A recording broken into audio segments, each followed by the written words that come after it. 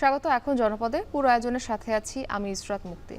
রমজানের আগে সাপ্তাহিক ছুটির দিনে জমজমাট সারা দেশের বাজার। বাড়তি লেবু, বেগুন, শসা সহ বিভিন্ন পণ্যের দাম চড়া, মাছ ও মাংসের বাজার।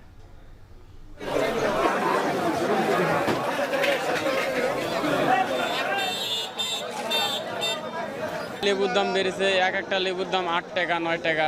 আসন্ন রোজাকে সামনে রেখে সবজির দাম একটু ঊর্ধ্বমুখী।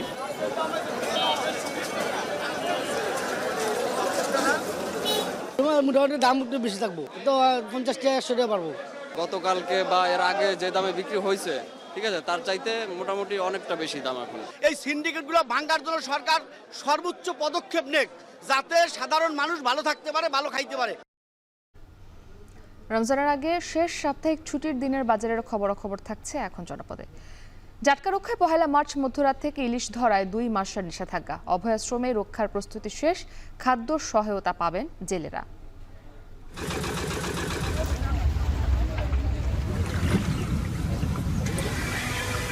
পুরুষের মানুষেরা পায়, নিচের মানুষেরা পায়, আমরা পাই না, মহিলারা পায় না। সরকার যে চালটা দেয় সঠিকভাবে প্রদান করতো, তাহলে আমরা 2 মাস সুন্দরভাবে চলতে পারতাম। চাল দেয়, চালের সাথে যদি কিছু নগদ টাকা দিত, তাহলে আমাদের জন্য একটু সুবিধা হইতো। 168 মেট্রিক টন বৃদ্ধির চাল আমরা বরাদ্দ পেয়েছি এবং এটা ইতিমধ্যে উপজেলা পর্যায়ে পাঠানো হয়েছে। জাটকা রক্ষায় নিষেধাজ্ঞা নিয়ে এখন জনপদে রয়েছে বিস্তারিত। তবে শুরুতেই রমজানের আগে বাজার প্রসঙ্গ। আসন্ন রমজান ঘিরে জমজমাট হয়ে উঠেছে রাজশাহীর কাঁচা বাজার। বেগুন, শসা, ধনেপাতা, টমেটো ও কাঁচামরিচ সহ বিভিন্ন পণ্যের দাম কিছুটা বাড়তে, এদিকে চট্টগ্রামে নতুন করে সবজির দাম না বাড়লেও সংকট রয়েছে সয়াবিন তেলের। আমরা সব বাজারের খবরাখবর জানবো, তবে রাজশাহীর হরগ্রাম কাঁচা বাজার থেকে আমাদের সঙ্গে এ বিষয়ে জানাতে যুক্ত হয়েছেন রাকিবুল হাসান এবং চট্টগ্রামের কর্ণফুলী কাঁচা বাজার থেকে যুক্ত আছেন ফায়সাল করিম। তবে শুরুতে আমরা রাজশাহীর খবরাখবর জানতে চাই। রাকিব, সপ্তাহের শেষ ছুটির দিন রমজানের আগে কি দেখছেন বাজারে, বেচাকেনা কেমন চলছে এবং সবজির দরদাম কেমন সেখানে? রাজশাহীর বাজারগুলো আসলে ছুটির দিনে একটু ভিড় বেশি থাকে, তবে আজকে তার থেকেও বাড়তি খানিকটা ভিড় রয়েছে এবং ক্রেতা সমাগম রয়েছে। ব্যবসায়ীরা যেটি বলছেন যে যেহেতু রমজান খুবই সন্নিকটে, যার কারণে এই ছুটির দিনের অবসরে কিন্তু আসলে অনেক ক্রেতা বেড়েছে এবং তারা বাজার করে নিতে চাচ্ছেন। তো সেই ক্ষেত্রে আমরা আজকের বাজারে আসলে যেটি লক্ষ্য করছি যে নিত্যপণ্যের যে সমস্ত জিনিসগুলো সবচেয়ে বেশি রমজানে প্রয়োজন হয় সেইগুলোর দাম আসলে খানিকটা বেড়েছে। এক্ষেত্রে পাইকারি বাজারে সকালে যেমনটা বিক্রি হচ্ছে তার থেকে কিন্তু কেজিতে কখনো কখনো 8 থেকে 10 টাকা এবং কোনো কোনো ক্ষেত্রে 3 থেকে 5 টাকা পণ্যভেদে এইটি আসলে পার্থক্যটি হয়েছে। এই ক্ষেত্রে আমরা লেবুর দাম আসলে যেটি লক্ষ্য করছি যে আজকে প্রায় 40 টাকা হালি বিক্রি হয়েছে, যেটি কিনা গতকালকেও খানিকটা কম ছিল, এবং শসা বিক্রি হচ্ছে আজকে প্রায় 40 থেকে 45, 55 পর্যন্ত, এবং ক্ষীরা এটি আসলে মানভেদে আসলে দামের পার্থক্যটি হয়েছে। তারা যেটি বলছেন যে বাজারে আসলে আজকে যেই পরিমাণ সরবরাহ তার থেকে আসলে ক্রেতা সংখ্যা বেশি থাকা এবং অনেকে কিনছেন পরিমাণে বেশি, যার কারণে কিন্তু এই দামগুলো বাড়তি হচ্ছে। তবে এর পাশাপাশি শীতকালীন যে সমস্ত সবজিগুলো এখনও রয়েছে, বিশেষ করে ফুলকপি, গাজর, এগুলোর দাম তুলনামূলকভাবে কম। তাছাড়া এই যে ধনিয়া পাতা বা অন্যান্য যে সমস্ত প্রয়োজনীয় জিনিসগুলো এই রমজানের ক্ষেত্রে প্রয়োজন হয়, বেগুন, সেইগুলোর কিন্তু আসলে দাম বাড়তি। গতকালকে পর্যন্ত হরগ্রাম বাজারে বেগুন বিক্রি হতে আমরা দেখেছি 30 থেকে 35 টাকা কেজি দরে। আজকেও ভোরবেলায় পাইকারি দরে বিক্রি হয়েছে 35 টাকা বা তার থেকে খানিকটা বেশি 38 টাকা কেজি দরে। তবে সেটি কিন্তু খুচরা বাজারে গিয়ে এক লাফে কিন্তু সেটি 45 এবং কোনো কোনো ক্ষেত্রে আমরা এখানে শুনেছি 55 থেকে 60 টাকা কেজি দরে আসলে বিক্রি হয়েছে। কৃষক যেই পরিমাণ আসলে উৎপাদন করছেন বা সরবরাহ বাজারে রয়েছে মুক্তি, সেই তুলনায় কিন্তু আসলে হরগ্রাম বাজারে প্রত্যেক দিনই আসলে এই সবজির সরবরাহ বাড়তে থাকে এবং এই যেই সমস্ত সবজিগুলো এখন চাহিদা রয়েছে সেটিরও আসলে পর্যাপ্ত সরবরাহ আছে। তারপরও আসলে ক্রেতা সংখ্যা বেশি হয়ে যাওয়ার কারণে এবং অধিক পরিমাণে কেনার কারণে ব্যবসায়ীরা বলছেন যে আজকে শুক্রবার এবং একই সাথে রোজা, এই দুটোর কারণে কিন্তু আসলে এই প্রভাবটি পড়েছে এবং যার কারণে বাজারে খানিকটা দাম বেশি হয়েছে। এর পাশাপাশি কাঁচামরিচ এবং পেঁয়াজ সেটিও কিন্তু খানিকটা বাড়তে শুরু করেছে। কাঁচামরিচ কেজিতে 3 থেকে 4 টাকা বেড়েছে এবং পেঁয়াজের ক্ষেত্রে আমরা দেখেছি 8 থেকে 12 টাকা বৃদ্ধি পেয়েছে। তো মুক্তি রাজশাহীর হরগ্রাম বাজার থেকে এই ছিল আমার কাছে সর্বশেষ খবর। ফয়সাল, আমরা রাজশাহীর বাজারের খবরাখবর জানছিলাম, সেখানে প্রায় মোটামুটি বলা যায় সব ধরনের শাকসবজির দাম বাড়তি, লেবু থেকে শুরু করে কাঁচামরিচ সব জিনিসের দাম বেড়েছে। চট্টগ্রামের বাজারের চিত্রটা কি জানতে চাই। সেখানে এই যে রমজানের যে নিত্য প্রয়োজনীয় যে পণ্যগুলো রয়েছে সেগুলোর দরদাম কেমন, বাজারে ক্রেতাদের সমাগম কেমন দেখছেন, বিস্তারিত জানাবেন। আমরা যেটি জানি যে আজকে ছুটির দিন, তার উপর ঠিক রমজানের আগের যে কেনাকাটা সেগুলো সারছেন মানুষ। চট্টগ্রামের যে বাজারগুলো আছে সেগুলোতে স্বাভাবিকের চেয়ে ভিড়টা আমরা বাড়তি দেখছি এবং এখন আছি চট্টগ্রামের কর্ণফুলী কাঁচা বাজারে। এখানে আমরা যেটি দেখেছি সবজির বাজার যদি বলি, সবজির বাজার মোটামুটি সহনীয় পর্যায়ে আছে, তবে গত সপ্তাহের তুলনায় কিছুটা বেড়েছে, কেজি প্রতি 10 টাকা বেড়েছে বেগুনের দাম। এছাড়া যে শীতকালীন সবজিগুলো আছে সেগুলো পাওয়া যাচ্ছে 20 থেকে 40 টাকার ভেতর। তবে রমজান উপলক্ষে যেহেতু সালাদ আইটেমের চাহিদা বাড়ে, সেহেতু সালাদের আইটেম যেগুলো অর্থাৎ ক্ষীরা, লেবু, গাজর এসবের দাম কিছুটা বাড়তি পাচ্ছে। বিশেষ করে ক্ষীরার দাম বলা হচ্ছে যে কেজি প্রতি 10 টাকা বেড়েছে এবং লেবু কিন্তু প্রতি পিসে 5 টাকা করে বাড়তি পাওয়া যাচ্ছে। তবে এক্ষেত্রে যারা বিক্রেতা আছেন তারা বলছেন যে লেবুর যে চাহিদার তুলনায় সেভাবে লেবু বাজারে পাওয়া না থাকার কারণে দামটা কিছুটা বাড়তি রয়েছে। আর আমরা যদি বলি যে অন্যান্য যে কাঁচা বাজারগুলো আছে, বিশেষ করে মুরগি, সেটি কিন্তু গত সপ্তাহের তুলনায় 10 থেকে 15 টাকা বাড়তি দামে বিক্রি হচ্ছে বলে এখানে ক্রেতারা অভিযোগ করছেন। এবং আমরা যেটি দেখেছি মাছের দামেও কিছুটা মিশ্র প্রতিক্রিয়া আছে ক্রেতাদের। কেউ কেউ বলছেন যে পুকুরের মাছ অর্থাৎ মিঠা পানির মাছ সহনীয় পর্যায়ে থাকলেও সামুদ্রিক মাছে আসলে দামটা বাড়তি থাকছে। বিশেষ করে গত সপ্তাহে যে মাছগুলোর দাম 450 থেকে 500 টাকার ভেতরে ছিল, সে মাছগুলো এখন 550 থেকে 600 টাকায় বিক্রি হচ্ছে বলে অভিযোগ আছে। এবং মুরগির ক্ষেত্রে আমরা যেটি দেখছি যে আসলে কেউ কেউ বলছেন যে আসলে সোনালী মুরগি কিংবা যেই ফার্মের বা ব্রয়লারের মুরগি সেগুলো কিন্তু কিছুটা বাড়তি দামে বিক্রি হচ্ছে। তবে আমরা যেটি জানি যে আসলে চট্টগ্রামের বাজারগুলোতে বাজার ভেদে কিন্তু দামের পার্থক্য থাকে। কর্ণফুলী কাঁচা বাজারে মধ্যবিত্ত এবং উচ্চ মধ্যবিত্তরা বাজার করে থাকে, নিম্ন আয়ের মানুষরা আসেন। তবে বিশেষ করে এই বাজারটিতে যে দাম পাওয়া যায় সেটি কিন্তু মোটামুটি কিছুটা সহনীয় থাকে। এবং আমরা যেটি দেখছি আসলে চট্টগ্রামের অন্যান্য বাজার বা এই কর্ণফুলী কাঁচা বাজারে রমজানের যে নিত্যপণ্যের বাজার সেটি কিন্তু বেশিরভাগ পণ্য সহনীয় রয়েছে। ছোলা থেকে শুরু করে চিনি এবং যে ধরনের নিত্যপণ্য আমাদের রমজানের আগে লাগে প্রত্যেকটি পণ্যে আমরা দেখেছি যে আসলে দাম সহনীয় পর্যায়ে আছে। তবে তেলের যে বাজার সেটি নিয়ে গত 2 সপ্তাহ আগে থেকে যে অভিযোগ ছিল তেলের বাজারে সংকট, সে তেলের বাজারে কিন্তু এখনও সংকট আছে, তেল পাওয়া যাচ্ছে না এবং বিক্রেতারা বলছেন যে তাদেরকে তেলের সাথে ওই কোম্পানির অন্যান্য পণ্য নিতে বাধ্য করা হচ্ছে। তো সেক্ষেত্রে তেলের দামেও কিন্তু এটির প্রভাব পড়ছে। আমরা দেখছি যে তেলের গায়ে অর্থাৎ 5 লিটারের যে তেলগুলো আছে সেই তেলের গায়ে কিন্তু 850 টাকা দাম থাকলেও এখানে বাড়তি দাম নেওয়ার অভিযোগ আছে কিছু কিছু দোকানের। এবং অন্যান্য যেই পণ্যগুলো আছে রমজানের সেগুলো কিন্তু মোটামুটি সহনীয় রয়েছে। এক্ষেত্রে আমরা যেটি জানি যে আসলে চট্টগ্রামের বাজারগুলোতে কিন্তু নিয়মিত মনিটরিং চলছে। ভোক্তা অধিকার সহ বিভিন্ন প্রশাসনের যে সংস্থাগুলো আছে তারা কিন্তু অভিযান চালাচ্ছে। তো ক্রেতা সাধারণ যারা আছেন তারা বলছেন যে ঠিক এই সময়টাতে যদি অভিযানটা জোরদার করা যায় তাহলে কিন্তু চট্টগ্রামের যে রমজানের বাজারে যে হুট করে দাম বাড়ার যে প্রবণতা সেটি কিন্তু অনেকটাই কমে আসবে। তো এখনও পর্যন্ত মোটামুটি অধিকাংশ পণ্যের সহনীয়, বিশেষ করে যেসব পণ্যের চাহিদা রয়েছে সালাদ আইটেম কিংবা মুরগি মাছ সেগুলোতে কিছুটা বাড়তি দামের অভিযোগ রয়েছে। মুক্তি। রমজানকে ঘিরে জমে উঠেছে রাজশাহী ও চট্টগ্রামের বাজারে বেচা কেনা, সে খবর জানাতে যুক্ত ছিলেন আমাদের সহকর্মীরা। এদিকে রমজানকে সামনে রেখে বরিশালের মাছের বাজারে বেড়েছে ক্রেতাদের ভিড়। গেল সপ্তাহের তুলনায় বাড়তি দামে মাছ কিনতে হচ্ছে ক্রেতাদের, কেজিতে 100 থেকে 200 টাকা বেড়ে বিক্রি হচ্ছে ইলিশ। এদিকে নওগাঁর বাজারে বেড়েছে মুরগির দাম। বাজার পরিস্থিতির আরও খবর জানাতে বরিশাল থেকে যুক্ত হয়েছেন ফিরদৌস সোহাগ, এছাড়াও নওগাঁ পৌর মুরগির বাজার থেকে যুক্ত আছেন আব্বাস আলী। তবে শুরুতে আমরা বরিশালের বাজারের খবর জানতে চাই।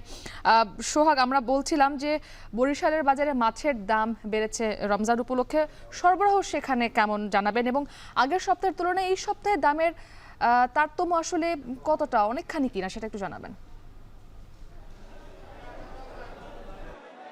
আপনাকে ধন্যবাদ। আপনি যেমনটা বলছিলেন আসলে বরাবরের মতোই এবার রমজান উপলক্ষেও কিন্তু সব কিছু জিনিসের দাম যেমন বেড়েছে একইভাবে কিন্তু মাছের দাম বেড়েছে। আমি রয়েছি বরিশালের পাইকারি যে মাছের বাজার আছে সেই জায়গাটিতে, পোর্ট রোডে।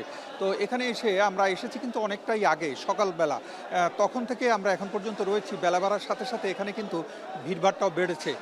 11টা বাজে কিছুটা সময় অতিক্রান্ত হয়েছে, এখনও কিন্তু বেশ ভিড় রয়েছে। তো এই যে পবিত্র মাহে রমজান এবং শুক্রবার সাপ্তাহিক ছুটির দিন, এই দুটো একত্র হওয়ার কারণে কিন্তু মাছের বাজার বেশ জমজমাট, তবে মাছের দামও কিন্তু চড়া। আমরা একটু দেখাবার চেষ্টা করছি যে এখনও বেশ ভিড় রয়েছে। নগরীর পোর্ট রোড এই বাজারে সকাল থেকেই বেশ ভিড় ছিল। ক্রেতারা জানান মাছের দাম গত সপ্তাহের তুলনায় অনেকটাই বেড়েছে। বিক্রেতারা জানান চাহিদা বেড়েছে, তাই মাছের দামও বেশি। সবচেয়ে বেশি বেড়েছে ইলিশ মাছের দাম। আকার ভেদে প্রতি কেজি ইলিশের দাম বেড়েছে গত সপ্তাহের চেয়ে 100 থেকে 200 টাকা পর্যন্ত, কোনো কোনো ক্ষেত্রে এর চেয়েও কিন্তু বেড়েছে দাম। অন্য অন্য মাছেও প্রতি কেজিতে 10 থেকে 50 টাকা পর্যন্ত দাম বেড়েছে।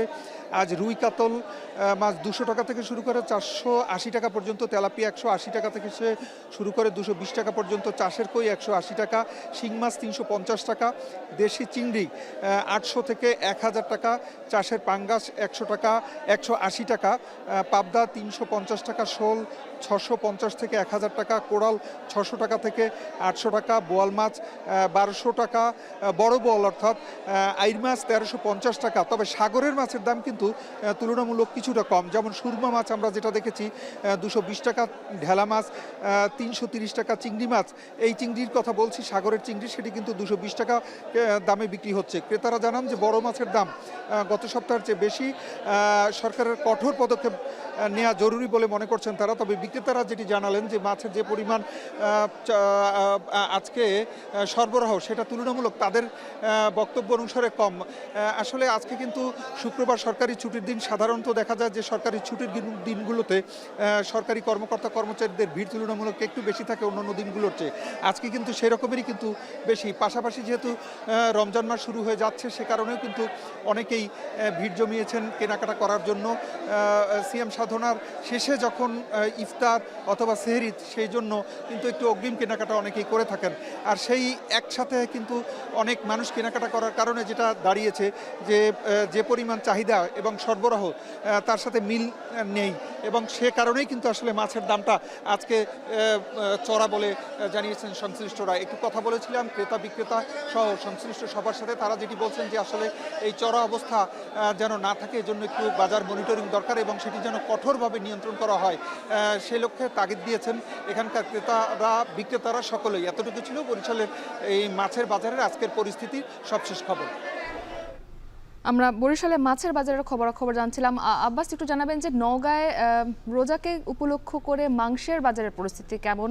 বিশেষ করে যদি একটু বলি যে গরু এবং খাসির মাংস যেগুলো রয়েছে সেগুলো একটু মধ্যবিত্তের নাগালের বাইরে, তাই তারা মুরগির মাংসের প্রতি বেশি ঝুঁকে থাকেন। মুরগির মাংসের দাম সেখানে কেমন?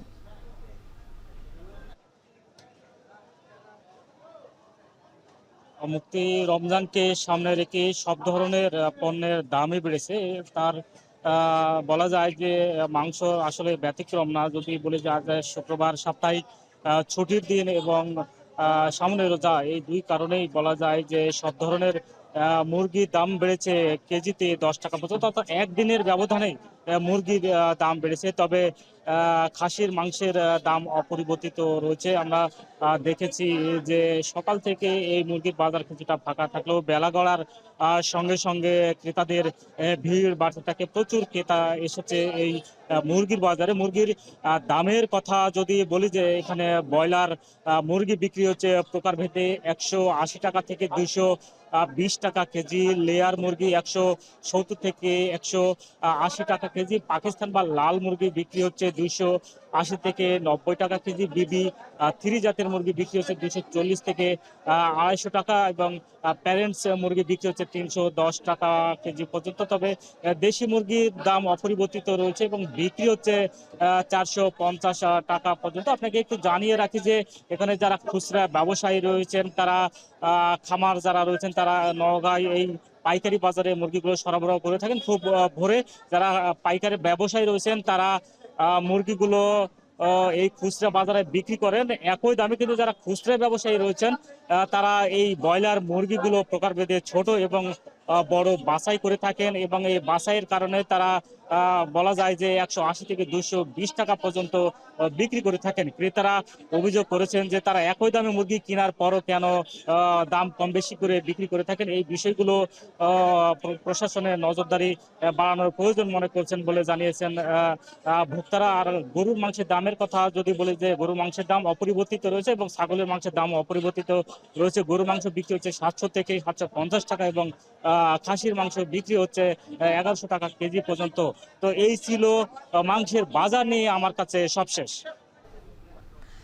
জাটকা রক্ষায় 1 মার্চ মধ্যরাত থেকে শুরু হচ্ছে পদ্মা মেঘনা নদীতে মাছ শিকারে 2 মাসের নিষেধাজ্ঞা। নিষেধাজ্ঞার এই সময় 6টি অভয়াশ্রমে বন্ধ থাকবে মাছ ধরা। অভয়াশ্রম রক্ষায় সব ধরনের প্রস্তুতি নেয়ার কথা জানায় জেলা টাস্কফোর্স। এতে কর্মহীন হয়ে পড়বেন জেলেরা। তবে নিবন্ধিত জেলেদের খাদ্য সহায়তা দেবে মৎস্য বিভাগ। সহকর্মীদের পাঠানো তথ্য ও ছবিতে বিস্তারিত।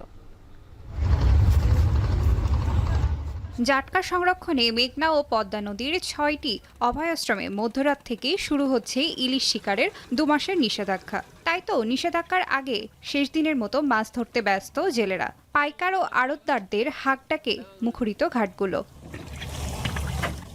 চাঁদপুরের মতলবের উত্তর উপজেলার ষাটনাল থেকে হাইমচরের চরভৈরবী পর্যন্ত 70 কিলোমিটার এলাকায় জাল ফেলা, মাছ আহরণ, ক্রয় বিক্রয়, মজুত ও পরিবহন করা যাবে না। নিষেধাজ্ঞা বাস্তবায়নে নিবন্ধিত জেলেদের দেয়া হবে সরকারি খাদ্য সহায়তা। তবে খাদ্য সহায়তার পাশাপাশি আর্থিক সহায়তার দাবি জেলেদের। জাটকা থাকে তো আমরা ইলিশ মাছ সামনে করতে পারো, এই কারণে আমরা উঠে গেলাম। সরকার যে চালটা দেয় সঠিকভাবে প্রদান করতো, তাহলে আমরা 2 মাস সুন্দরভাবে চলতে পারতাম। আমাদেরকে আর নদী নামা লাগতো না। চাল দেয়, চালের সাথে যদি কিছু নগদ টাকা দিত তাহলে আমাদের জন্য একটু সুবিধা হইতো। এ সময় অসাধু জেলেরা কোনোভাবেই নদীতে যেন নামতে না পারে সেজন্য প্রস্তুতি নিয়েছে জেলা মৎস্য বিভাগ। কিছু দুষ্ট জেলে আছে, এরা যদি নামার চেষ্টা করে নদীতে নামে, তাহলে আমরা মৎস্য সংরক্ষণ যাই না, আপনি জানেন যে 1 থেকে 2 বছরের জেল এবং অথবা 5,000 টাকা জরিমানা কিংবা উভয় দণ্ডে দণ্ডিত এই আইন প্রয়োগ করতে বাধ্য হবে। একই সময়ে ভোলার মেঘনায় 90 কিলোমিটার ও তেতুলিয়া নদীর 100 কিলোমিটারেও বন্ধ থাকবে মাছ ধরা। কর্মহীন দিন কাটবে লাখ লাখ মৎস্যজীবীদের। বিকল্প কর্মসংস্থান ও পর্যাপ্ত সাহায্য ছাড়াই দীর্ঘ সময়ের এমন অভিযান ঘিরে জেলেপল্লীতে বিরাজ করছে হতাশা। সরকার চাল দেয়, জেলের কার্ড দেয়, আমাদের নারী গড়ে কিচ্ছু দেয় না। পুরুষের মানুষেরা পায়, নিচের মানুষেরা পায়, আমরা পাই না, মহিলারা পায় না। রমজানটা লই এই অভিযানটা দিতেছে, নদীতে তো মাছ নাই, আর তত দিব না। মৎস্য বিভাগ বলছে নিবন্ধিত জেলেদের বিপরীতে অতিরিক্ত প্রণোদনার চাল রয়েছে। দুস্থ বিবেচনায় অতিরিক্ত জেলেদের খাদ্য সহায়তা দেয়া হবে। প্রথম ধাপে 2 মাসে 40-80 কেজি করে 7,168 মেট্রিক টন ভিজিট চাল আমরা বরাদ্দ পেয়েছি এবং এটা ইতিমধ্যে উপজেলা পর্যায়ে পাঠানো হয়েছে। এদিকে নারী জেলেদের সরকারি সহায়তায় আনার কথা জানান মৎস্য উপদেষ্টা। পাশাপাশি প্রণোদনা বাড়ানোর আশ্বাস দেন তিনি। প্রথম চেষ্টা করছি যে চাল যেটা 25 কেজি দেওয়া হতো সেটাকে 40 কেজি করা, 40 কেজি যেটা দেওয়া হতো সেটাকে 50 কেজি করা। কারণ একটা পরিবারে যদি 4-5 জন সদস্য থাকে, এই চালে তাদের সেটা হয় না, ভাতটাও হবে না। নিষেধাজ্ঞা অমান্য করলে অন্তত 1 থেকে 2 বছরের কারাদণ্ড কিংবা সর্বোচ্চ 5,000 টাকা জরিমানার বিধান রয়েছে। আগামী 30 এপ্রিল শেষ হবে নিষেধাজ্ঞা। তবে এই 6টি অভয়াশ্রমের বাইরে সমুদ্র কিংবা নদীতে মাছ শিকার করতে পারবেন জেলেরা। অতসী কর্মকার, এখন। কক্সবাজারের নৈসর্গিক সৌন্দর্য বিশ্ব দরবারে তুলে ধরতে প্রথমবারের মতো বাংলাদেশ সেনাবাহিনী এবং কক্সবাজার জেলা প্রশাসনের উদ্যোগে অনুষ্ঠিত হয়েছে marine drive race 2025। Ride for glory নামের এই প্রতিযোগিতায় 6টি ক্যাটাগরিতে দেশি বিদেশি 26 জন নারী ও 334 জন পুরুষ সাইক্লিস্ট অংশগ্রহণ করেন। প্রতিযোগিতা শেষে বিজয়ীদের হাতে পুরস্কার তুলে দেন সেনাপ্রধান জেনারেল ওয়াকারুজ্জামান।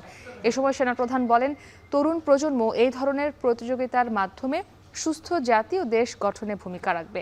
দেশব্যাপী এই ধরনের প্রতিযোগিতার আয়োজন অব্যাহত থাকবে বলেও জানান সেনাপ্রধান। এমন আয়োজন শারীরিক সুস্থতা বজায় রাখতে ও সচেতনতা তৈরিতে ভূমিকা রাখবে বলে মনে করেন অংশগ্রহণকারীরা। ইয়াং জেনারেশন প্রতিনিয়ত এই ফিজিক্যাল অ্যাক্টিভিটিসে যেন জড়িত থাকে। এটা দেশ এবং জাতি গঠনে, সুস্থ একটা জাতি গঠনে গুরুত্বপূর্ণ ভূমিকা পালন করবে। শাহজালাল বিজ্ঞান ও প্রযুক্তি বিশ্ববিদ্যালয়ের 2024-25 শিক্ষাবর্ষের ভর্তি পরীক্ষা অনুষ্ঠিত হচ্ছে। সকালে প্রথমবারের মতো দেশের 5টি বিভাগীয় শহরে একসাথে এই পরীক্ষা শুরু হয়। সিলেট ছাড়াও শাবিপ্রবির ভর্তি পরীক্ষা অনুষ্ঠিত হচ্ছে ঢাকা, চট্টগ্রাম, রংপুর ও যশোরে। সকাল 10:30 থেকে শুরু হয় বিজ্ঞান, মানবিক ও বাণিজ্য বিভাগের বি ইউনিটের পরীক্ষা এবং বিকেল 3টায় অনুষ্ঠিত হবে এ ইউনিটের ভর্তি পরীক্ষা। এবারের পরীক্ষায় এ ও বি ইউনিট মিলিয়ে অংশ নিচ্ছেন মোট 86,416 জন শিক্ষার্থী। 2020-21 শিক্ষাবর্ষ থেকে শুরু হওয়া গুচ্ছ পদ্ধতি থেকে সরে স্বতন্ত্রভাবে পরীক্ষা নেয়ার অনেক শিক্ষার্থীদের মধ্যে দেখা গেছে মিশ্র প্রতিক্রিয়া। এদিকে শিক্ষার্থীদের পরিবহন সুবিধার কথা মাথায় রেখে সিলেট শহরের বিভিন্ন এলাকা থেকে বাস সার্ভিস চালু রেখেছে শাবিপ্রবি প্রশাসন।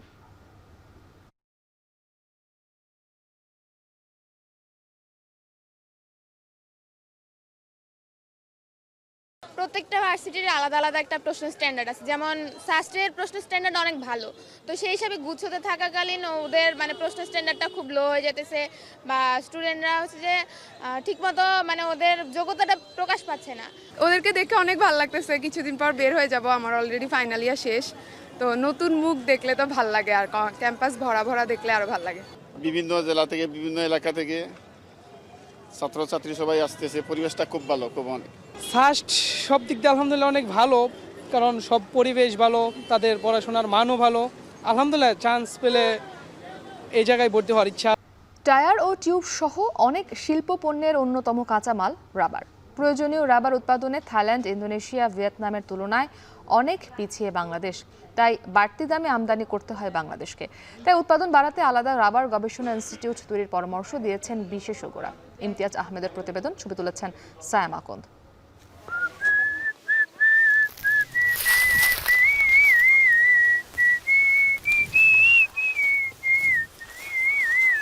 সন্তোষপুর রাবার বনের মাটির রাস্তায় ঘোড়াগাড়ি নিয়ে দুই গাড়িয়াল বন্ধু জলিল আর আলালের ছুটে চলা প্রায় 2 যুগেরও বেশি সময়।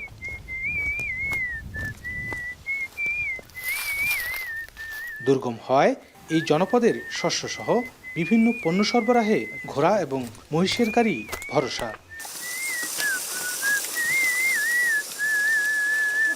আগে কাঠের চাকায় ঘোড়া গাড়িগুলো চললেও এখন চলে গাড়ির ফেলে দেয়া পুরনো টায়ারে। বছরে অন্তত 2বার বদলাতে হয় চাকার জোড়া। তবে আগের থেকে প্রতি চাকায় দাম বেড়েছে 4 থেকে 500 টাকা। বাড়তি দামে বেকায়দায় এখানকার বেশিরভাগ গাড়িয়াল। আগে কিনতাম 1200-1300 টাকা হইলে টায়ার পাওয়া গেছে, 2400-2600 টাকা নাকি নিচে, আর কি পূর্বে দুনিয়া 2-3 টাকা 4 টাকা নাকি। দিন দিন খালি জিনিসপাতির দামই বাড়তেছে, ঘোড়ার গাড়ি চলি, কিন্তু যেভাবে দাম বাড়তেছে চলা তো কঠিন। বিভিন্ন গন্তব্যে পৌঁছাতে যানবাহনের বিকল্প নেই। যে চাকার উপর ভর করে চলছে দেশের অর্থনীতি, সেই চাকার বাজার এখন অনেকটাই টালমাটাল।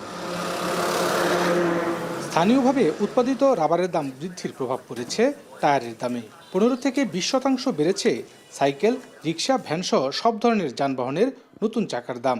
এই অবস্থায় মরার উপর খাড়ার ঘা হয়ে দাঁড়িয়েছে সম্প্রতি বেসরকারি একটি টায়ার কারখানায় আগুনে সব পুড়ে যাওয়া। এতে আরেক দফা বেড়েছে দাম। কাঁচামাল সংকট, রাবারের সংকট, এইগুলোই আসলে মূলত এর প্রধান কারণ। সাপ্লাই পর্যাপ্ত না, কমই দেয়, যা চাহিদা আমার ওই পরিমাণে পাওয়া যেতেছে না। এই অবস্থায় চাহিদা বেড়েছে পুরনো চাকার। ময়মনসিংহের রেলির মোড় এলাকায় মাসে প্রায় বিক্রি হয় কোটি টাকার পুরনো টায়ার। এতে প্রতি পিসে দাম বেড়েছে 10 থেকে 15%। জোড়া আগে 52,000 টাকা দিয়ে পাওয়া গেছে, এখন 52,000 টাকা ওই জোড়া পাওয়া যায় না, আরো দাম বাড়তে গেছে। বিভিন্ন ডিস্ট্রিক্টের থেকে আমাদের এখান থেকে এই মালগুলা তারা নিয়ে যায়, কালেক্ট করে নিয়ে যায়। এতে সম্ভবত ওদের খুব উপকৃত হয়। বাংলাদেশ বনশিল্প উন্নয়ন কর্পোরেশনের 18টি রাবার বাগান রয়েছে, যার মধ্যে 1076 একর জায়গা জুড়ে সন্তোষপুর রাবার বাগান। বিগত সময় বিভিন্ন অনিয়ম, দুর্নীতি, রাবার পাচার সহ অদক্ষ টেপার দ্বারা গাছ টেপিং করায় উৎপাদন ক্ষমতা হারিয়েছে এই বাগানের অর্ধেক গাছ। আমাদের যে বিএফআইডিসি 18টা রাবার বাগান আছে, সকল রাবার বাগান যেগুলো জীবনচক্র হারানো গেছে গাছ, এগুলো কেটে নতুনভাবে আমরা উন্নত জাতের চারা দিয়ে আমরা বাগান করার চেষ্টা করতেছি। আমাদের বাংলাদেশে যে রাবারগুলো উৎপাদন করলে আমরা বাহির থেকে আর আমদানি করতে হবে না, এবং বর্তমান আমাদের বাংলাদেশের রাবার দিয়ে বাংলাদেশের চাহিদা দিয়ে মেটাতে পারবো।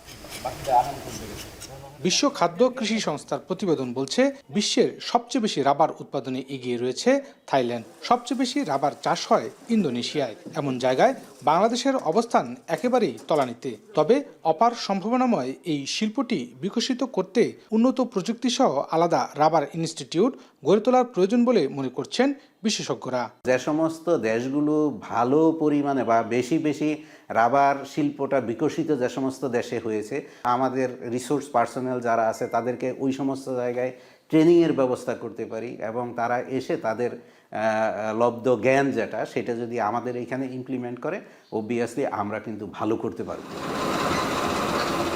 সন্তোষপুর রাবার বাগানের ধুমঘরে এভাবেই থরে থরে সাজিয়ে রাখা হয়েছে রাবারের শিটগুলো, যা এখন বিক্রির জন্য পরিপূর্ণভাবে প্রস্তুত।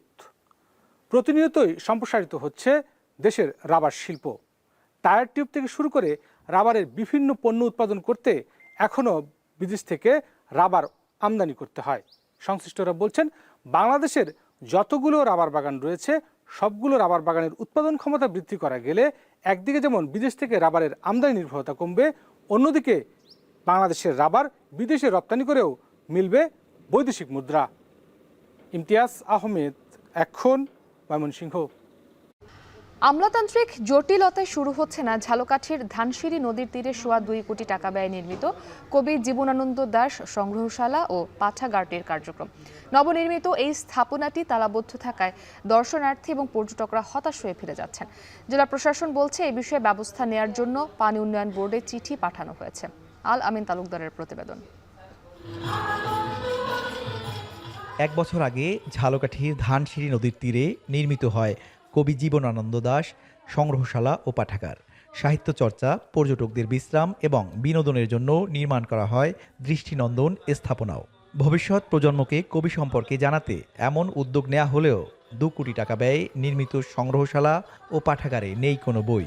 দীর্ঘদিন ধরে সংগ্রহশালা ভবনটি তালাবদ্ধ। নদীর কোল ঘেঁষে গড়ে ওঠা নয়নাভিরাম পরিবেশে এসে মুগ্ধ হচ্ছেন দর্শনার্থীরা। পাশাপাশি স্থানীয় সামাজিক ও সাংস্কৃতিক সংগঠনগুলো স্থানটিতে আয়োজন করে আসছে নানা অনুষ্ঠান। তবে সংগ্রহশালায় কবির বই না পেয়ে হতাশ হয়ে ফিরে যেতে হচ্ছে বইপ্রেমীদের। বই সংগ্রহ করে দ্রুত পাঠাগারটি উন্মুক্ত করে দেওয়ার দাবি তাদের। এখানে এসে আমি কবিতার বই পড়তে পারবো বা জীবনানন্দ সম্পর্কে জানতে পারবো, কিন্তু এখানে এসে দেখলাম যে আসলে আদৌ কোনো বই এখানে নেই। যারা আসে এখানে তারা হতাশায় ভুগে, কারণ তার বইগুলো এখনো সংরক্ষণ করা হয়নি। যদি সংগ্রহশালাটি চালু করা হয়, বিভিন্ন দেশের মানুষ এখানে আসবে, কবি জীবনানন্দ দাশ সম্পর্কে জানবে, পড়বে। কবি, সাহিত্যিক, সাংস্কৃতিক কর্মী আমরা আড্ডা দিতে পারতাম, কিন্তু দুঃখের বিষয় এটি হয়েও এখনো বন্ধ হয়ে আছে লাল ফিতার দৌরত্বে। সংগ্রহশালাটি বাস্তবায়নের দায়িত্বে রয়েছে পানি উন্নয়ন বোর্ড। পাঠাগার উন্মুক্তের বিষয়ে ঊর্ধ্বতন কর্তৃপক্ষকে জানানো হয়েছে বলছে পানি উন্নয়ন বোর্ডের কর্মকর্তারা। আর নির্দেশনা পেলে ব্যবস্থা নেয়ার আশ্বাস জেলা প্রশাসকের। আমাদের যেহেতু রক্ষণাবেক্ষণ করার জন্য পর্যাপ্ত বাজেট বা জনবল নাই, এজন্য আমরা একটা প্রস্তাবনা পাঠাই। প্রস্তাবনার প্রেক্ষিতে এখনো কোনো সিদ্ধান্ত পাওয়া যায় নাই। সিদ্ধান্ত পাওয়া গেলে আমরা যথাযথ কর্তৃপক্ষের মাধ্যমে হস্তান্তর করে এটা চালু করার ব্যবস্থা নেব। আমরা পানি উন্নয়ন বোর্ডে একটা চিঠি লিখেছি, আর সেখান থেকে কি রেসপন্স পাওয়া যায় সেটা আমরা দেখব। আর এর পূর্বে এটা রাজাপুর উপজেলা পরিষদ থেকেই এটা বর্তমানে ম্যানেজমেন্ট করা হচ্ছে সাময়িকভাবে। সব জটিলতা কাটিয়ে শিগগিরই পাঠাগারটি সবার জন্য উন্মুক্ত করা হবে, এমনটাই প্রত্যাশা রয়েছে। আল আমিন তালুকদার, এখন, ঝালকাঠি। কচুরিপানা ও হোগলা পাতা যা দেশের উপকূলে বেড়ে ওঠে অবহেলায়, তবে এসব দিয়ে বর্তমানে তৈরি হচ্ছে নানা শৌখিন পণ্য যা রপ্তানি হচ্ছে বিদেশে। সঠিক পৃষ্ঠপোষকতা ও সরকারি সহযোগিতা পেলে শিল্পটিকে ঘিরে রয়েছে সম্ভাবনা বলছেন উদ্যোক্তারা। জিয়াদ মাহমুদের প্রতিবেদন, ছবিতে ছিলেন SM সিফাত। 1800 শতকের শেষ ভাগে ব্রাজিল থেকে দেশে নিয়ে আসা হয়েছিল কচুরিপানা। নদীনালা ও খালবিলে প্রায় এসব কচুরিপানার পাশাপাশি দেখা মেলে হোগল পাতার। অতীতে এসব কচুরিপানা ও হোগল পাতা আগাছা হিসেবে গণ্য করা হলেও এখন এসব দিয়ে তৈরি হচ্ছে মূল্যবান শৌখিন পণ্য। যা দেশের গণ্ডি পেরিয়ে রপ্তানি করা হচ্ছে ইউরোপের বিভিন্ন দেশে।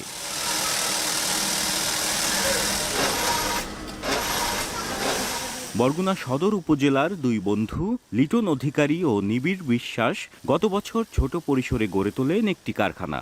নারীদের কর্মসংস্থান সৃষ্টির পাশাপাশি এ উদ্যোগ দেশীয় শিল্পকে তুলে ধরছে বিশ্ব দরবারে। এই জায়গায় এই ফ্যাক্টরি হওয়ার পর বেতন পাই, তো ভালো সংসার চলে। আমরা যে পণ্য তৈরি করি তারা এসব বিদেশের লোক সবাই ব্যবহার করে, আমাদের কাজ করে খুব আনন্দ। আমাদের বাংলাদেশে তেমন মানুষ করে না, এগুলা বাহির দেশে চলে যায়। বিভিন্ন মেলা ও প্রদর্শনীতে দর্শনার্থীদের আকৃষ্ট করছে এসব শৌখিন পণ্য। শিক্ষার্থী, উদ্যোক্তা সহ নানা শ্রেণী পেশার মানুষ মুগ্ধ হচ্ছেন নিখুঁত কারুকাজে। দেখে আসলে খুব ভালো লাগলো, ইউনিক একটা কিছু। আর সব মিলিয়ে এটা মাথায় পরেও কিন্তু অন্যরকম একটা আরাম অনুভব হয়। কোরিয়ান, জাপান এরা কিন্তু এই টাইপের পণ্যগুলো খুব বেশি ব্যবহার করে, তাহলে ওই দেশগুলো যদি ব্যবহার করতে পারে তাহলে জিনিসটা আরো সুন্দর হবে আমাদের জন্য। কিন্তু এটা এমন একটা এগুলো যেহেতু বেশিরভাগই এক্সপোর্ট ওরিয়েন্টেড একটা প্রোডাক্ট, সেহেতু এটার বাজারে কোনো সমস্যা নাই, ভালো মূল্য পাবে। এ শিল্পকে ঘিরে সম্ভাবনা থাকায় বাজারজাতকরণ সহজতর করার পাশাপাশি নানা পদক্ষেপের কথা জানান বিসিক কর্মকর্তা ও জেলা প্রশাসক। কাঁচামালগুলো আমাদের ছড়িয়ে ছিটিয়ে আছে, যেগুলো অ্যাভেলেবেল, যেগুলোকে আমরা এখন ওইভাবে কাজে লাগাতে পারছি না, সেগুলোকে যদি আমরা আসলে কাজে লাগাতে পারি এবং কাজে লাগিয়ে আমরা যদি একদম প্রান্তিক পর্যায়ে উৎপাদনের সাথে যুক্ত করতে পারি, তাহলে অবশ্যই এগুলোর আসলে ব্যাপক চাহিদা তৈরি হবে। প্রতি মাসে বরগুনা হ্যান্ডিক্রাফট থেকে কচুরিপানা ও হোগল পাতা দিয়ে তৈরি 15 থেকে 16 হাজার নান্দনিক পণ্য রপ্তানি হয় বিদেশে, যা বিক্রি করে তাদের মাসিক আয় প্রায় 4 লাখ টাকা। জিয়াদ মাহমুদ, এখন বরগুনা। আজ পর্দা নামছে অমর একুশে বইমেলা 2025-এর শেষ দিনে এসে পাঠক সমাবেশ কেমন তা জানাতে মেলা প্রাঙ্গণ থেকে যুক্ত হয়েছেন তাসফিহা ও ক্রুজ। তাসফিহা, আজ সাপ্তাহিক ছুটির দিনেই বইমেলার শেষ দিন, তো শেষ দিনে এসে পাঠকদের উপস্থিতি কেমন দেখছেন জানাবেন।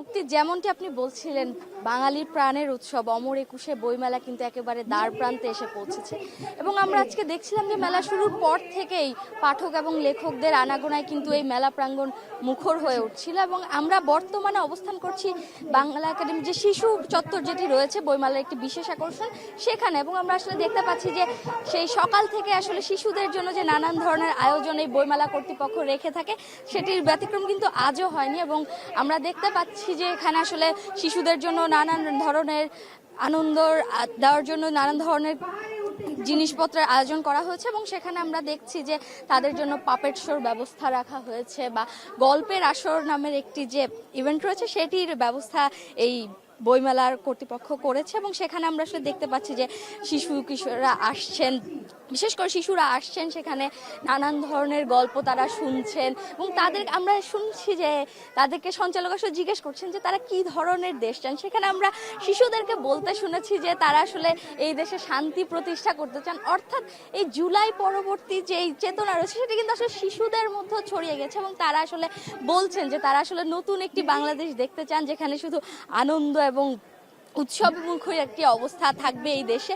এছাড়া শিশুদের জন্য পাপেট শোর যে ব্যবস্থা করা রয়েছে সেটি আসলে কিছুক্ষণের মধ্যে আসলে শুরু হবে বলে আমাদেরকে জানানো হয়েছে। এছাড়া আমরা আসলে সকাল থেকেই দেখছিলাম যে ছোট ছোট শিশুরা তাদের মা বাবার হাত ধরে আসছেন এবং মা বাবারা আসলে উচ্ছ্বসিত এই শিশু প্রহরকে ঘিরে, কারণ দেখা যায় যে এই যান্ত্রিক ঢাকা শহরের শিশুরা আসলে বিকশিত হওয়ার খুব বেশি একটা সুযোগ পায় না, তাই এই অমর একুশে বইমেলার ছুটির দিনগুলোতে অর্থাৎ শুক্র এবং শনিবার এই বইমেলা কর্তৃপক্ষ যে শিশুদের জন্য শিশু প্রহরের ব্যবস্থা করে সেটি আসলে সব সময় এই অভিভাবকদের জন্য একটি বিশেষ আকর্ষণের জায়গা থাকে, এই কারণে যে দেখা যায় যে এখানে আসলে শিশুরা আসে, তারা আসলে অন্যান্য শিশুদের সাথে মিশতে পারে বা তারা আনন্দে মেতে ওঠে।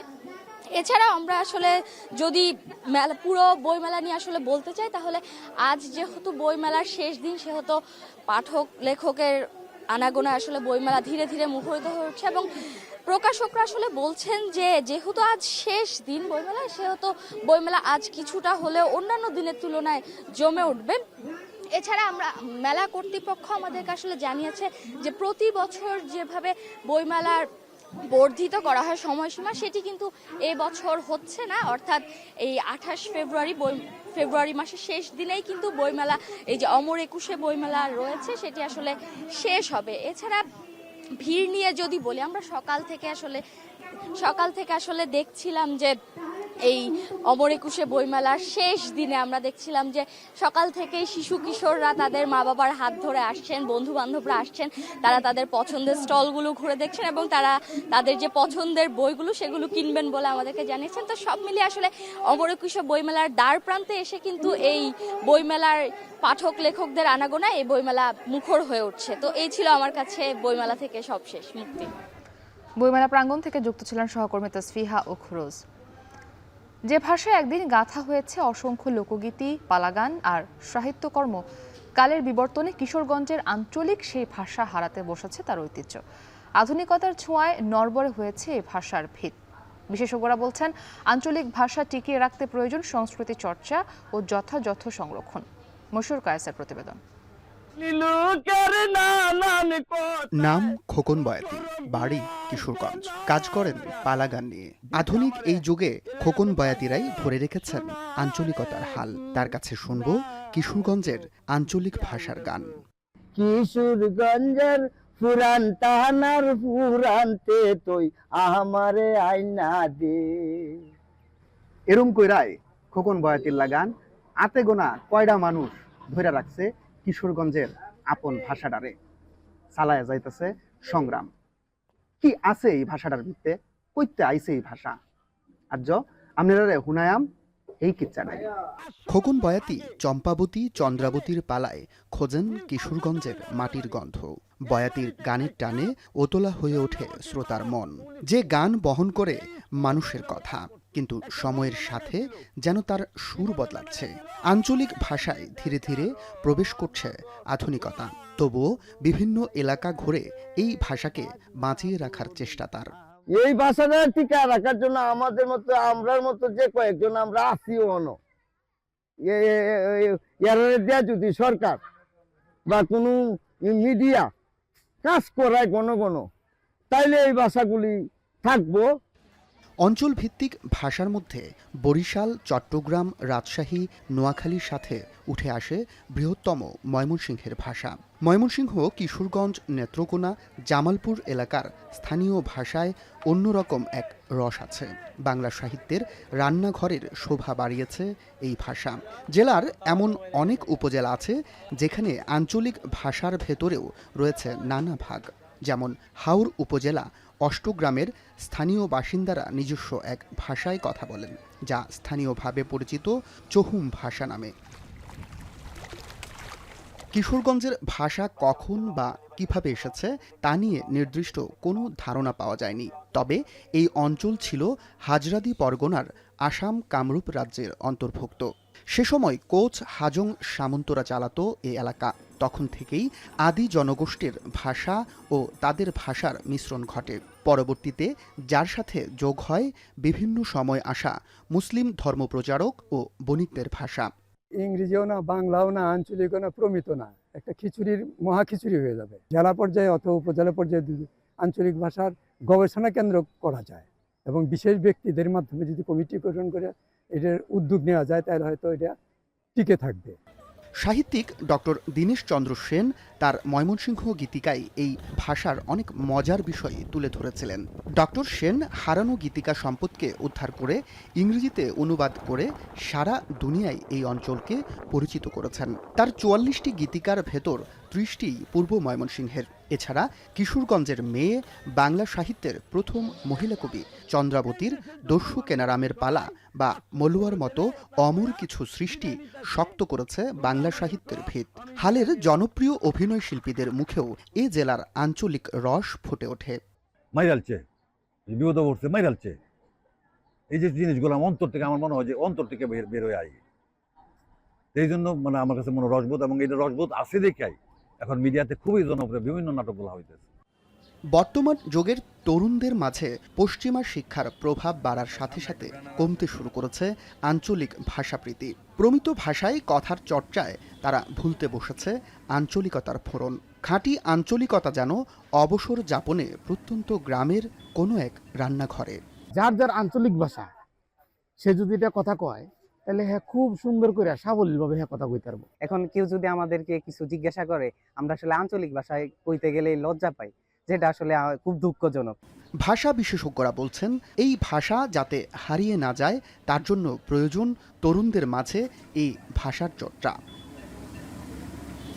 মশিউর কায়েস, এখন, কিশোরগঞ্জ।